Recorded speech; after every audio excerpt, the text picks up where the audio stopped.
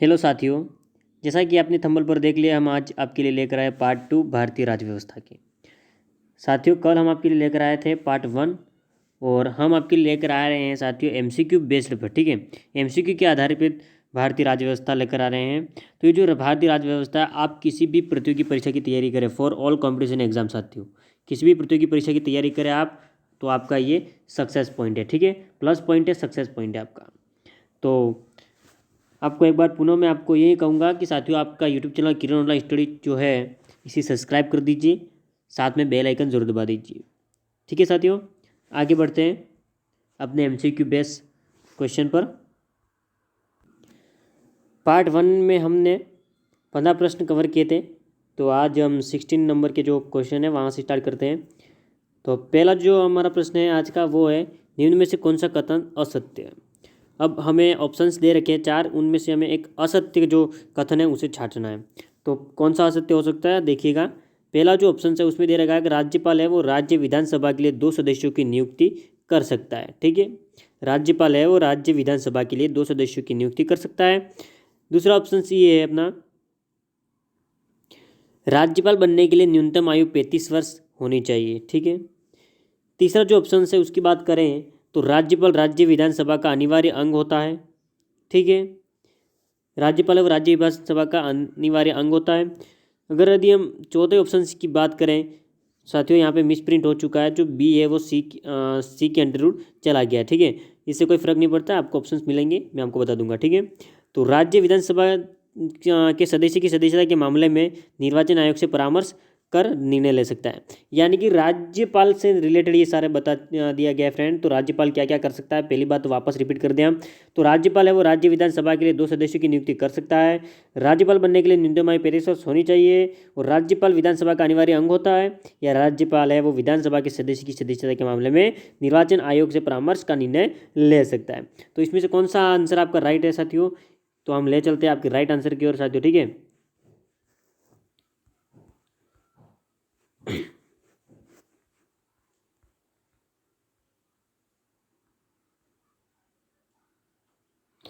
एनालॉगन Indian community. ठीक है साथियों, ये आंसर आपका राइट है कि एनालॉगन इंडियन कम्युनिटी, जो पहला ऑप्शन है वो अपना राइट है। ठीक है, पहला ऑप्शन क्या है कि राज्यपाल जो है राज्य विधानसभा के लिए 2 सदस्यों की नियुक्ति कर सकता है। ठीक है, राइट आंसर अपना ए है साथियों। ठीक है, ए अपना राइट आंसर है, यानी कि एंग्लो इंडियन कम्युनिटी।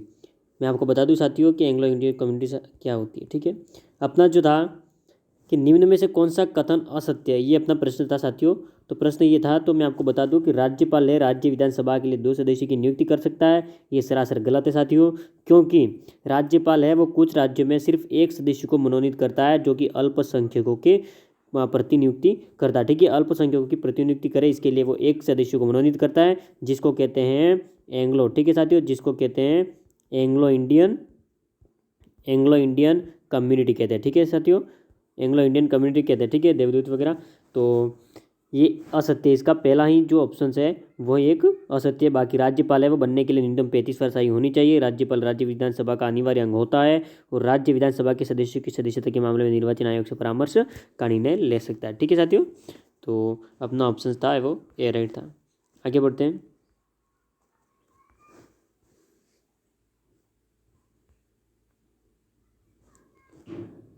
नेक्स्ट जो क्वेश्चन है अपना, भारत में राज्यों या केंद्र शासित राज्यों की अधिकतम संख्या किस उच्च न्यायालय के अधिकार क्षेत्र में आती है। ठीक है, भारत में राज्यों या केंद्र शासित राज्यों की अधिकतम संख्या किस उच्च न्यायालयों के अधिकार क्षेत्र में आती है। तो ऑप्शंस दे रखे हैं, कोलकाता उच्च न्यायालय, गुवाहाटी उच्च न्यायालय, मद्रास उच्च न्यायालय, या बॉम्बे उच्च न्यायालय। तो ऑप्शंस अपना जो है साथियों, वो राइट ऑप्शन अपना जो है वो है गुवाहाटी उच्च न्यायालय। ठीक है, गुवाहाटी उच्च न्यायालय उसके अंतर्गत होती है, वो राज्य या केंद्र शासित राज्यों की अधिकतम संख्या वो उच्च न्यायालय के अधिकार क्षेत्र में आती है, वो गुवाहाटी है। ठीक है अपना, तो आगे बढ़ते हैं। गुवाहाटी उच्च न्यायालय के अंतर्गत 7 राज्य आते हैं। ठीक है, ये भी याद रखना कि गुवाहाटी उच्च न्यायालय जो है इसके अंतर्गत 7 राज्य आते हैं। जैसे कि कौन कौन से 7 राज्य आते हैं वो भी हम आपको बता दें। एक तो असम आता है, मणिपुर आता है, मेघालय आता है, नागालैंड आता है, त्रिपुरा आता है, अरुणाचल आता है, प्रदेश, अरुणाचल प्रदेश और मिजोरम था। ठीक है, असम, मणिपुर, मेघालय, नागालैंड, त्रिपुरा, अरुणाचल प्रदेश और मिजोरम, ये जो 7 राज्य है वो आते हैं गुवाहाटी उच्च न्यायालय के अंतर्गत आते हैं। ठीक है, आगे बढ़ते हैं। किस संशोधन द्वारा 9वीं अनुसूची को भारतीय संविधान में जोड़ा गया? ऐसा कौन सा संविधान था? पहला था, 9वां था, 32वां था, कि कौन सा संविधान था जिसके अंतर्गत 9वीं अनुसूची को भारतीय संविधान में जोड़ा गया है? ठीक है, पहला संशोधन था, 9वां था, 32वां था, या इनमें से कोई नहीं था? तो अपना जो ऑप्शन है साथियों वो है पहला। ठीक है, पहला जो ऑप्शन है वो ही अपना राइट है, पहला संशोधन। ठीक है, पहला संशोधन हुआ था जिसमें क्या होता है कि भारत के संविधान में 9वीं अनुसूची को जोड़ा गया था। ठीक है, 9वीं अनुसूची को, ठीक है, 9वीं अनुसूची को जोड़ा गया था।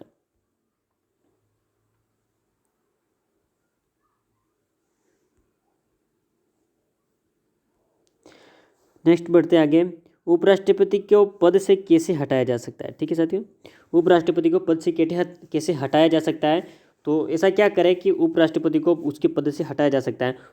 तो उसके ऑप्शन है साथियों, महाभियोग की पूरी प्रक्रिया द्वारा। ठीक है, महाभियोग की पूरी प्रक्रिया के द्वारा हटाया जा सकता है। दूसरा ऑप्शन है कि राज्यसभा द्वारा संकल्प पारित कर पूर्ण बहुमत द्वारा हटाया जा सकता है, लेकिन लोकसभा की सहमति आवश्यक है। अब इसके भी ऑप्शंस दे रखे हैं। ऑप्शन सी है अपना, ए और बी दोनों राइट है। ठीक है, यानी कि महाभियोग की पूरी प्रक्रिया द्वारा या राज्यसभा द्वारा संकल्प पारित कर पूर्ण बहुमत द्वारा हटाया जा सकता है, लेकिन लोकसभा की सहमति आवश्यक है। ठीक है, तो ये जब बात करते हैं तो ए और दोनों राइट है या फिर इनमें से कोई नहीं। ठीक है, तो कौन सा ऑप्शन अपना राइट है? ऑप्शन बी अपना जो है वो राइट है। ठीक है, ऑप्शन बी अपना राइट है। बात कर देते हैं अपन कि उपराष्ट्रपति को पद से हटाने के लिए राज्यसभा द्वारा संकल्प पारित कर पूर्ण बहुमत द्वारा हटाया जा सकता है, लेकिन लोकसभा की सहमति आवश्यक होती है। ठीक है, लोकसभा की सहमति आवश्यक होती है, जबकि उसे राज्यसभा द्वारा संकल्प पारित कर पूर्ण बहुमत द्वारा हटाया जा सकता है। ठीक है, और इसमें भी क्या है कि 14 दिन का नोटिस भी उपराष्ट्रपति को दिया जाना चाहिए। ठीक है, 14 दिन का जो नोटिस होता है वो भी उपराष्ट्रपति को दिया जाना चाहिए। ठीक है, आगे बढ़ते हैं। AFSPA पहली बार कहाँ लगाया गया? ठीक है, AFSPA पहली बार कहाँ लगा गया? तो AFSPA की मैं फुल फॉर्म आपको बता देता हूँ। ठीक है साथियों, फिक्र नहीं मत कराओ, मैं आपकी इसको फुल फॉर्म बता देता हूँ। फुल फॉर्म है इसकी साथियों, arm force special power of act. ठीक है, arm force special power of act, यानी कि ये एक सीमा बल है, सशस्त्र सीमा बल है। ठीक है, और ये पहली बार कहाँ लगा गया था? ऑप्शंस मिलेंगे अपन को, ए जम्मू कश्मीर, बी पंजाब, सी मणिपुर और डी पूर्वोत्तर राज्य। ठीक है, 7 पूर्वोत्तर राज्य। तो इसका अपना जो राइट आंसर है साथियों वो है अपना पूर्वोत्तर राज्य। ठीक है, 7 पूर्वोत्तर जो राज्य हैं उसमें ये AFSPA यानी कि arm force special power act लगाया गया था पहली बार। ठीक है, तो मैं बता दूँ आपको। ठीक है, ये अपना राइट आंसर है और मैं आपको बता देता हूँ। ठीक है, तो ये जो है साथियों, ये जो है वो AFSPA देखो, arm forces special power act. ठीक है, और इस एक्ट के अंतर क्या होता है कि भारत की संसद जो भारतीय सशस्त्र बलों को विशेष अधिकार प्रदान करती है, वह अशांत क्षेत्रों में सार्वजनिक व्यवस्था बनाए रखने की शक्ति रखती है। यानी कि इस सेना को, इस फोर्स को ऐसी शक्ति दे रखी थी कि अशांत क्षेत्रों में ये सार्वजनिक व्यवस्था बनाए रखने की शक्ति रखती है। ठीक है, तो ये कब लागू हुआ था? 11 सितंबर 1958। ठीक है, 11 सितंबर 1958 को प्रभावी हुआ था, जो कि अरुणाचल प्रदेश, असम, मणिपुर, मेघालय, मिजोरम और नागालैंड और त्रिपुरा में लगाया गया था। ठीक है, 7 राज्यों में। साथ आगे बढ़ते हैं। भारत की संसद में कौन कौन होते हैं? ठीक है, भारत की संसद में कौन कौन होते हैं इनकी जब बात करते हैं तो पहली बात करें तो लोकसभा और राज्यसभा होती है। लोकसभा राज्यसभा मंत्रिपरिषद होता है, लोकसभा राज्यसभा या प्रधानमंत्री, लोकसभा राज्यसभा या राष्ट्रपति। तो कौन कौन से होते हैं? ठीक है, कौन कौन होते हैं ये? तो उनका ऑप्शन जो राइट है साथियों वो है लोकसभा, राज्यसभा और राष्ट्रपति। ये जो होते हैं वो होते हैं भारत की संसद में। ठीक है, भारत की संसद में यही होते हैं, लोकसभा, राज्यसभा और राष्ट्रपति को मिलाकर ही भारतीय संसद बनता है। ठीक है, भारतीय संसद ही इन तीनों चीज़ों से बनता है, इन तीनों जनों से मिलकर बनता है, लोकसभा, राज्यसभा और राष्ट्रपति। ठीक है, आगे बढ़ते हैं।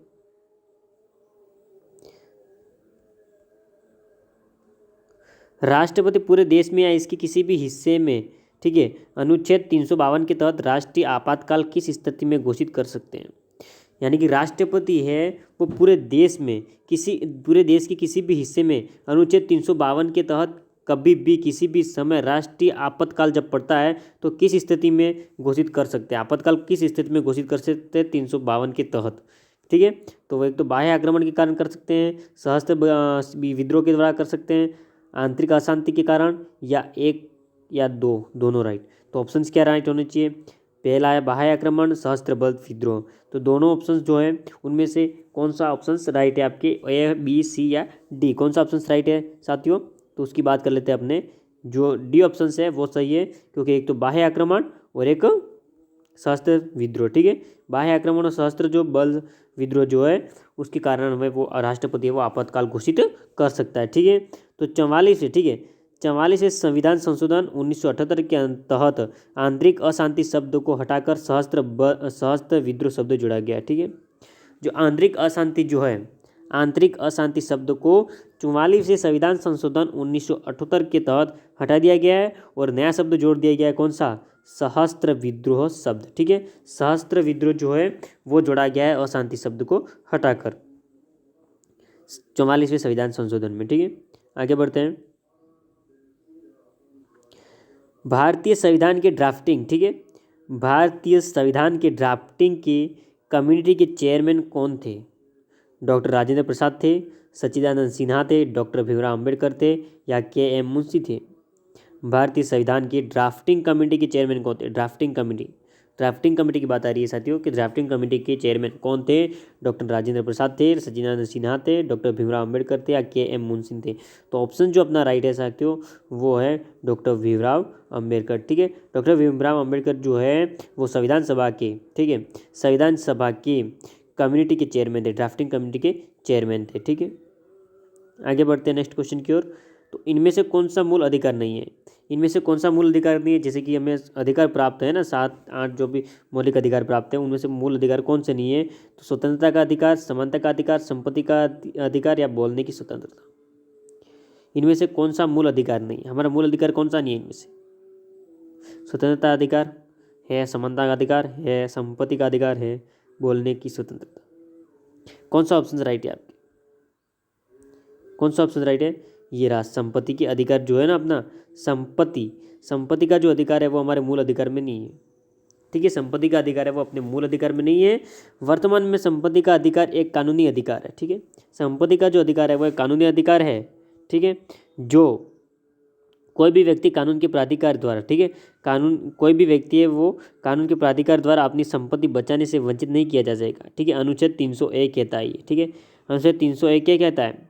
अनुच्छेद 300 जो है वो यही कहता है कि वह कानूनी अधिकार से जो व्यक्ति है वो प्राधिकार द्वारा अपनी संपत्ति बचाने से वंचित नहीं किया जाएगा। ठीक है, 301 कहता है अनुच्छेद 301। आगे बढ़ते हैं। राज्य के लोक सेवा आयोग के सदस्य की नियुक्ति कौन करता है? राज्य के लोक सेवा आयोग के सदस्य की नियुक्ति कौन करता है? राष्ट्रपति करता है, संघ लोक सेवा आयोग के अध्यक्ष करते हैं, राज्यपाल करता है, या राज्य लोक सेवा आयोग के सदस्य करते हैं? कौन करता है? आरपीएससी में सदस्य की सिलेक्शन कौन करता है? तो वो करता है राज्यपाल। ठीक है, राज्यपाल है वो करता है लोक सेवा आयोग के सदस्यों की नियुक्ति। ठीक है साथियों, आगे बढ़ते हैं। कौन सी आपातकाल अभी तक घोषित नहीं किया गया है? कौन सी ऐसी आपातकाल स्थिति है जो अभी तक घोषित नहीं की गई है? ऑप्शन है आपके पास, राष्ट्रीय आपातकाल, संवैधानिक मशीनरी के विफल होने से आपातकाल, वित्तीय आपातकाल, या उपरोक्त में से कोई भी आपातकाल नहीं। कौन सी आपातकाल अभी तक घोषित नहीं की गई है? तो ऑप्शंस थे अपने पास, तो उसका जो राइट आंसर है अपने पास वो है वित्तीय आपातकाल। वित्तीय आपातकाल है वो अभी तक नहीं घोषित किया गया है। ठीक है, अनुच्छेद 360 के तहत वित्तीय आपातकाल आता है। ठीक है, वित्तीय जो आपातकाल है वो अनुच्छेद 360 के अंतर्गत आता है। यदि राष्ट्रपति इस बात से संतुष्ट है कि एक आर्थिक स्थिति है जिसमें भारत की वित्तीय स्थिरता या ऋण को खतरा है तो वह वित्तीय आपातकाल की घोषणा कर सकता है। ठीक है, सीधी सी बात यह है कि वित्तीय जो आपातकाल है वो घोषित कौन कर सकता है? तो वो कर सकता है राष्ट्रपति। और दूसरी बात तो ये कि वित्तीय आपातकाल किस में आता है? तो अनुच्छेद 360 में आता है। ठीक है, और राष्ट्रपति यदि संतुष्ट है कि आर्थिक स्थिति है जिसमें भारत की वित्तीय स्थिरता या ऋण को खतरा है, ठीक है, इस बात से संतुष्ट है कि भारत की आर्थिक स्थिति और उसकी वित्तीय स्थिरता का ऋण जो है वो खतरे में है, तो वो वित्तीय आपातकाल की घोषणा कर सकता है। ठीक है, आगे बढ़ते हैं। भारतीय संविधान में कितने मौलिक अधिकारों का उल्लेख है?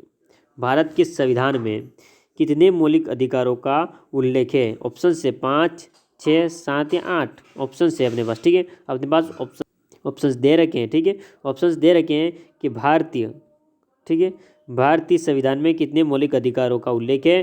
5, 6, 7 या 8। तो अपने पास मौलिक अधिकार कुल मिलाकर कितने हैं? 6 जो मौलिक अधिकार है, ठीक है। अपने पास 6 मौलिक अधिकार है, ठीक है। 6 मौलिक अधिकार हैं। अब 6 मौलिक अधिकार कौन कौन से हैं उनका भी व्याख्या अपन कर देते हैं, ठीक है। 6 मौलिक अधिकार कौन कौन से हैं, ठीक है साथियों। 6 जो मौलिक अधिकार हैं वो कौन कौन से हैं उनका भी अपन व्याख्यान कर दें। तो 6 मौलिक अधिकार है अपने पास। मौलिक अधिकार पार्ट 3, ठीक है, आर्टिकल 12 से 35 के अंतर्गत आता है, ठीक है। पार्ट 13 जो आर्टिकल होता है 12 से 35 के अंतर्गत हमारे मौलिक अधिकार आते हैं, ठीक है। 6 मौलिक अधिकार कौन कौन से हैं तो उनकी जब बात करते हैं अपन, तो मौलिक अधिकार की बात करें तो पहला जो मौलिक अधिकार है वो समानता का अधिकार, दूसरा स्वतंत्रता का अधिकार, तीसरा शोषण के खिलाफ अधिकार, ठीक है, तीसरा शोषण के खिलाफ अधिकार, चौथा धर्म की स्वतंत्रता का अधिकार, पांचवा सांस्कृतिक और शैक्षिक अधिकार, और जो छठा है वो संवैधानिक उपचारों का अधिकार, ठीक है। ये जो 6 अधिकार है वो हमारे मौलिक अधिकार है, ठीक है। नेक्स्ट बात करते हैं क्वा वारंटो, ठीक है। क्वारंटो शब्द का शाब्दिक अर्थ क्या है, ठीक है। क्वारंटो शब्द का, क्वा वारंटो शब्द का शाब्दिक अर्थ क्या है? ऑप्शन से हम आदेश देते हैं, बी ऑप्शन है मना करने के लिए, सी ऑप्शन है किसी प्राधिकरण, ठीक है, प्राधिकरण या वारंट के द्वारा, और डी ऑप्शन है इनमें से कोई नहीं। जो हमारे पास ऑप्शन है उसके अनुसार हम देखें तो हमारे पास किसी, ठीक है, किस प्राधिकरण या वारंट के द्वारा, ये जो ऑप्शन बी है हमारा वही राइट आंसर है, ठीक है। करंट शब्द का शाब्दिक अर्थ है किस वारंट से, ठीक है। शाब्दिक अर्थ है किस वारंट से या आपका अधिकार क्या है, ठीक है। वारंटो, क्वो वारंटो, ठीक है। क्वो वारंटो की जब बात करें तो किस वारंट से या फिर आपका अधिकार क्या है, इसका शाब्दिक अर्थ यही है, ठीक है। ये बात करते हैं। नेक्स्ट बात करते हैं कि यह एक रीट है, ठीक है। ये एक रीट है जिसे किसी व्यक्ति को सार्वजनिक पद धारण करने से रोकने के लिए जारी किया गया है जिसका वह हकदार नहीं है, ठीक है। रीट को संबंधित व्यक्ति को न्यायालय को यह समझाने की आवश्यकता होती है कि वह किस अधिकार से कार्यालय का संचालन करता है, ठीक है। आगे बढ़ते हैं। व्हिप के कार्यालय का उल्लेख किसने किया था, ठीक है। व्हिप के कार्यालय का उल्लेख है वो किस में किया गया है? तो व्हिप के कार्यालय का उल्लेख है वो ऑप्शंस दे रखे हैं हमको। तो भारत के संविधान में किया गया है, सभा के नियम में किया गया है, एक अलग संसदीय संविधान में किया गया है, या फिर इनमें से कोई ऑप्शंस नहीं है। तो हमारा जो ऑप्शंस है व्हिप का उल्लेख है वो किस में किया गया, ठीक है। व्हिप का उल्लेख है वो किस में किया गया है? तो इनमें से कोई नहीं, ना तो संविधान में किया गया है, ठीक है, न तो भारत के संविधान में किया गया, न सभा के नियम में किया गया, न एक अलग से संसदीय संविधान बनाया गया है। उसमें से कोई ऑप्शन राइट नहीं है, ठीक है। इनमें से कोई ऑप्शन, डी ऑप्शन राइट है हमारा कि इनमें से कोई नहीं, ठीक है। तो इसका जो निर्णय है वो है कि भारत में व्हिप पार्टी सदस्यों को कुछ मुद्दों पर, ठीक है, भारत में व्हिप पार्टी सदस्यों को कुछ मुद्दों पर पार्टी के साथ रहने और पार्टी के वरिष्ठ सदस्यों के निर्देशानुसार मतदान करने का निर्देश देती है। सभी मामलों में व्हिप का उपयोग नहीं किया जा सकता, ठीक है। सभी मामलों में व्हिप का उपयोग है वो नहीं किया जा सकता है। भारत में व्हिप के कार्यालय का उल्लेख न तो संविधान में है और न ही सदन के नियमों में और न ही संसदीय विधियों में, ठीक है। व्हिप ये चीज़ है। नेक्स्ट बात करते हैं किस सूची के अंतर्गत केंद्र और राज्य सरकार दोनों कानून बना सकते हैं? ऐसी कौन सी सूची है अपनी? संघ सूची, राज्य सूची, या संवर्ती या अवशिष्ट सूची है? ऐसी कौन सी सूची है कि जिसमें राज्य सरकार और जो केंद्र सरकार है दोनों कानून बना सकते हैं, ठीक है। ऑप्शन अपने संघ सूची, राज्य सूची, संवर्ती, अवशिष्ट जो सूची है उसमें से ऐसी कौन सी सूची है जिसमें केंद्र सरकार और राज्य सरकार दोनों हैं वो कानून बना सकते हैं? तो अपनी जो राइट जो सूची है वो संवर्ती सूची, ठीक है, ठीक है। कॉन्करेंट जो है ना, कॉन्करेंट जो सूची है, कॉन्करेंट जो है, कॉन्करेंट जो चार्ट है उसके अनुसार अपन देखें तो केंद्र सरकार और राज्य सरकार दोनों हैं वो कानून बना सकते हैं। समवर्ती सूची या सूची थर्ड, ठीक है। समवर्ती सूची या सूची थर्ड की जब बात करें तो 7वीं अनुसूची आती है और भारत के संविधान की 7वीं अनुसूची में दी गई है, ठीक है। 7वीं अनुसूची में ये दी गई है, ठीक है। और इसमें केंद्र और राज्य दोनों द्वारा विचार की जाने वाली शक्ति शामिल है, ठीक है। केंद्र और राज्य दोनों हैं वो विचार विमर्श करते हैं और फिर निर्णय लेते हैं और कानून पारित करते हैं, ठीक है। तो साथियों उम्मीद करता हूँ कि आज का जो ये टॉपिक था भारतीय राज्य व्यवस्था, इसका जो हम पार्ट 2 लेकर आए थे, पार्ट 2 हम जो आज लेकर आए हैं काफ़ी आपको अच्छा लगा होगा, ठीक है साथियों, काफ़ी अच्छा लगा होगा उम्मीद करता हूँ मैं। तो साथियों जल्दी से जल्दी क्या करिए, जल्दी से जल्दी अपनी वीडियो को, ठीक है, अपनी इस वीडियो को शेयर कर दीजिए, ठीक है। जल्दी से जल्दी वीडियो को शेयर कर दीजिए, वीडियो को लाइक भी कर दीजिए, ठीक है। वीडियो को लाइक कर दीजिए और यूट्यूब चैनल किरण ऑनलाइन स्टडी जो है अपनी, ठीक है, KOS जो है अपना, इसको सब्सक्राइब कर दीजिए। क्या कर दीजिए साथियों, सब्सक्राइब कर दीजिए। और सब्सक्राइब करने के साथ क्या कर दीजिए कि साइड में आपको राइट कॉर्नर के अंदर आपको बेल दिखेगा, बेल आइकन जो दिखेगा उसको भी दबा दीजिए, ठीक है, और इसे ऑल नोटिफिकेशन पर कर दीजिए, ठीक है साथियों। और प्यारी सी कमेंट तो करना मत भूलना। तो साथियों कल मिलते हैं नेक्स्ट वीडियो के साथ, पार्ट 3 के साथ, ठीक है, पार्ट 3 के साथ मिलते हैं भारतीय राज्य व्यवस्था की। थैंक यू दोस्तों।